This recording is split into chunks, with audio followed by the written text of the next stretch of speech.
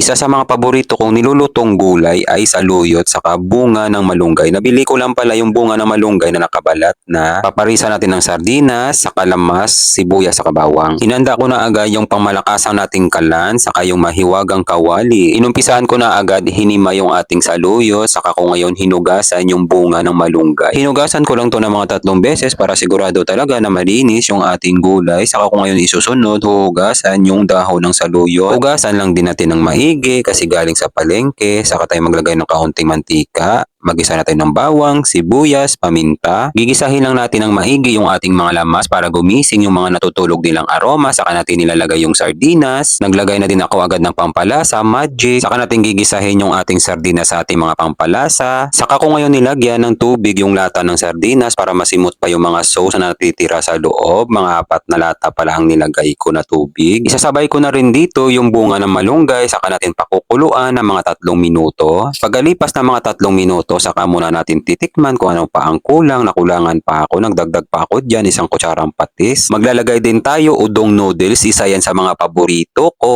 Pakukuluan lang natin ng mga ilang minuto, saka natin ilalagay yung ating miswa. Haluin lang natin ng saglit para pumantay ang luto ng udong noodles saka yung miswa. Saka natin ilalagay yung dahon ng saluyot. Napakasimpleng ulam, makakaubos to 1 ektaryang kanin dahil mapapasarap ang kain mo, panigurado yan. Bibigyan ko na lang to ng mga ilang minuto, luto na to. Maraming salamat nga pala sa mga followers na palagi niyong panonood at sa mga kababayan nating OFW sa palagi niyong panonood. Ingat po kayo lagi dyan kung saang bansa man kayo at isasama ko kayo palagi sa mga panalangin ko. Bago natin umpisan kumain, pasalamatan muna natin sa itaas. God, maraming salamat po sa biyaya na binibigay niyo sa araw-araw. I-bless niyo po yung food na maging silbing nakasakatawan namin. Amen. Kain tayo guys! Kain Pinas! Ayan! Bunga ng malunggay. Kung tatawagin dito sa Pampanga, hagod. Yan. Isa sa mga paborito ng mga Kapampangan. Sardinas na may hagod. Binigyan ko lang ng twist, nilagyan ko ng udong na noodles sa miswa. Kasi mahilig talaga ako sa miswa saka udong na noodles. Saka syempre, isa sa mga paborito kong gulay na ito ay ang saluyot. Sarap niyan. Hagod agad.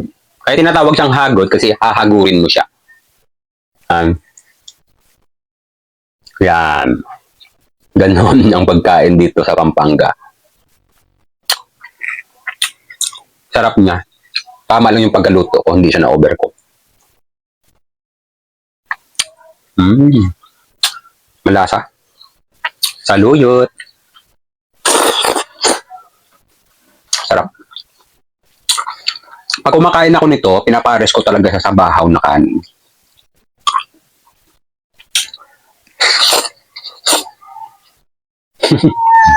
Sarap.